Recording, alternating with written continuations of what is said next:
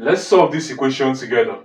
It says 7 raised to power x dot 7 raised to power x is equal to 196. We're about to solve for the value of values of x in this question. Okay? Now, first thing we can do here is that we can say, using the law that states that a raised to power m multiplied by a raised to power n is equal to a raised to power m plus n.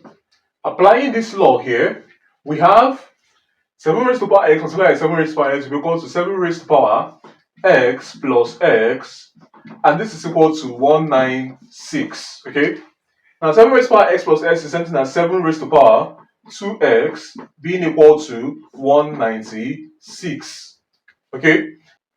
Okay, 196 on the other hand is equal to 7 times 7 times 2 times 2. Okay?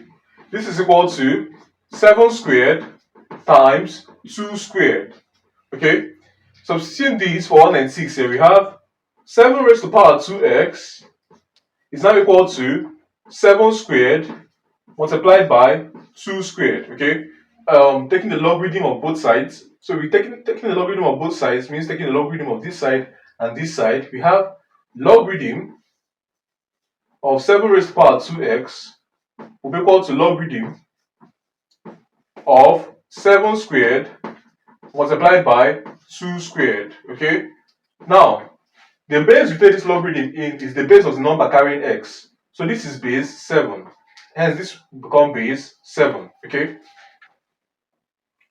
Moving on from here, we can now say that when you have logarithm of a number raised to the power, you do that number multiplied by the log of that number. Okay? And this is equal to, this becomes splitting this log, so we have logarithm in base 7 of 7 squared. Okay, and put plus between them. Logarithm of 2 squared in base 7. Alright?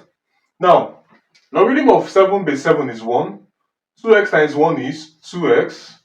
Okay, and this is equal to the same thing, 2 multiplied by logarithm of 7 is 1 plus 2 multiplied by logarithm of 2 to base 7. Alright?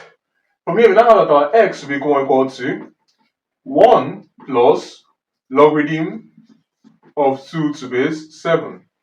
And this becomes the final answer to that question. Thanks for watching. If you made it to the end, please like, comment, and subscribe. I'll see you guys in my next video.